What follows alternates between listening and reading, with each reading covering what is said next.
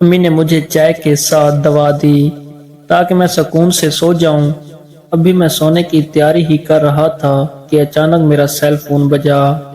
मैंने ना चाहते हुए फोन रिसीव किया तो मेरी खुशी की इंतहा ना रही।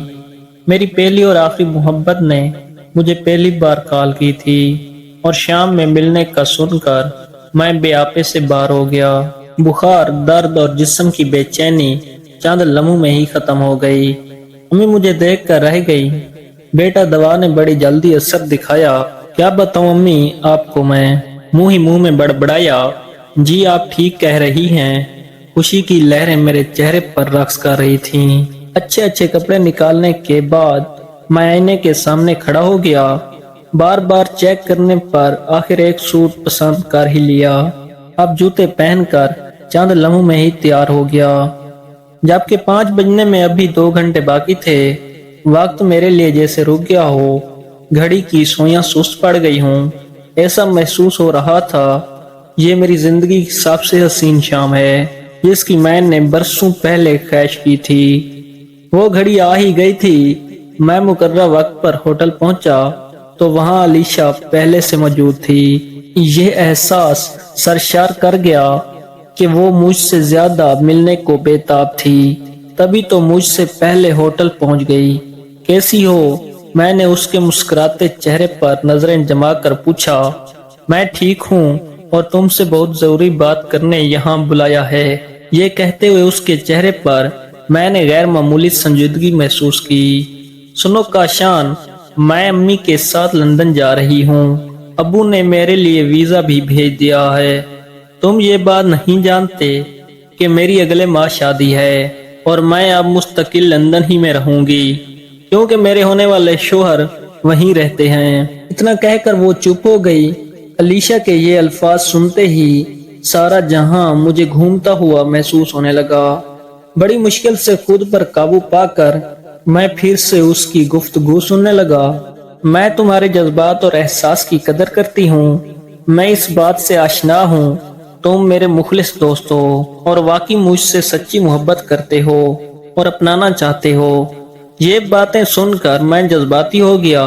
इस कदर मैं तुम्हें चाहता हूँ अलीशा, और तुम्हें पाने के लिए कितनी मन्नतें मांगी थीं। मैं तो ये सोच के तुमसे मिलने आया था कि मेरी मुरादों से मांगी हुई दुआ पूरी हो गई है और तुम मुझसे मिलने आई हो। मैं नहीं जानता था ये तुम्हारा मिलना मुझे हमेशा के लिए दूर कर देगा। काश मैं इतने ख्वाब देखकर तुमसे मिलने ना आता। काश तुम मुझे ना बुलाती। मैं तुम्हारी यादों के सहारे तुमसे मिलने की ख्वाहिश में अपनी जिंदगी के बाकी दिन गुजार देता। कभी तो मेरी दुआएं रंग लाएंगी और कभी तो तुम्हें रब से मांग कर पालूंगा।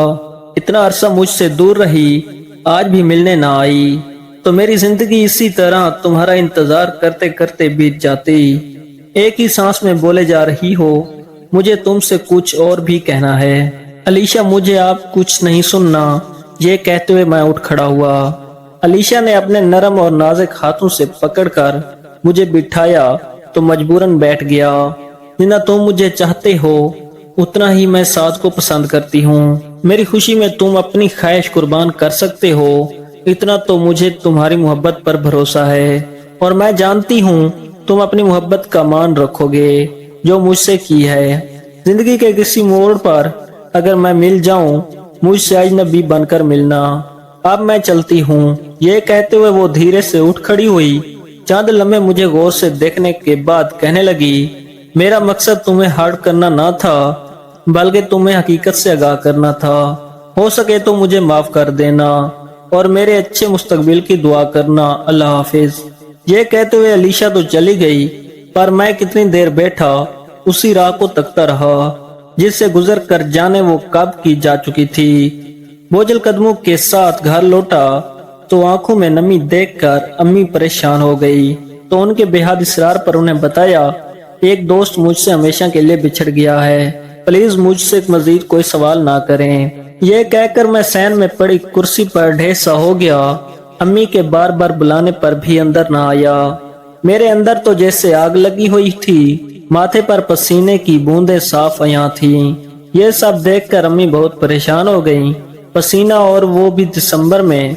मैं मिट्टी का पुतला बना बैठा रहा, जो ना तो कुछ सुन रहा था ना बोल सकता था। मैं अंदर से टूट सा गया था। मेरे हवास मेरा साथ नहीं दे रहे थे।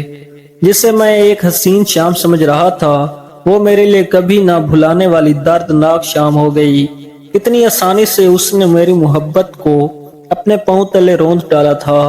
उसने अपनी जिंदगी में किसी और को शामिल करके मेरी जिंदगी को हमेशा के लिए तारीक कर दिया था। यही सोचकर मैं सारी रात तड़पता रहा। होश मुझे उस वक्त आया जब मेरी आंख हॉस्पिटल के कमरे में खुली। उसकी जुदाई ने मुझे इस कदर निढाल कर दिया, सदमे से मैं बेहोश हो गया। जब मुझे होश आया तो मैं अपने हवास में कब था। मैं उसके चेहरे को हर चेहरे में तलाश कर रहा था। मेरे दिलो दिमाग पर उसी की हुक्मरानी थी। मेरे लबों पर हमेशा ये दुआ रहती थी कि अलीशा की आने वाली जिंदगी खुशियों की सेज पर गुजरे, उसके दामन में जिंदगी की सब आसाइशें हों। कुछ दिन अस्पताल में रहकर मैं घर आ गया, मगर एक बेनाम सी बेचैनी और उलझन हम वक्त मुझे अपने हसार में रखती। छोटी छोटी बातों पर मुझे शदीद गुस्सा आने लगा। पढ़ाई भी अधूरी छोड़ दी। लोगों से मिलने जुलने से कुतराने लगा। तन्हाई मुझे सुकून देती है, क्योंकि तन्हाई में मैं अलीशा को याद करता हूँ। वो आखिरी मुलाकात मेरे हवासों पर सवार रहती है। उसको देखना, उसका मेरा हाथ थामना, मैं सब भूल गया। बस याद है तो वो आखिरी शाम फिर मुझ पर दौरा पड़ जाता है। मैं अपने बाल नोचने लगता हूँ कि क्यों उस दिन उससे मिलने गया। काश मैं ना जाता, काश वो मुझे बुलाती ही ना। बस फिर मैं धाड़े मार मार कर रोने लगता हूँ।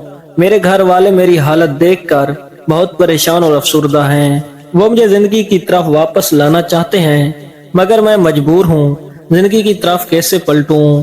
मेरी जिंदगी ही तो मुझसे छीन गई है। अब तो बस मैं एक बेजान लाश हूँ।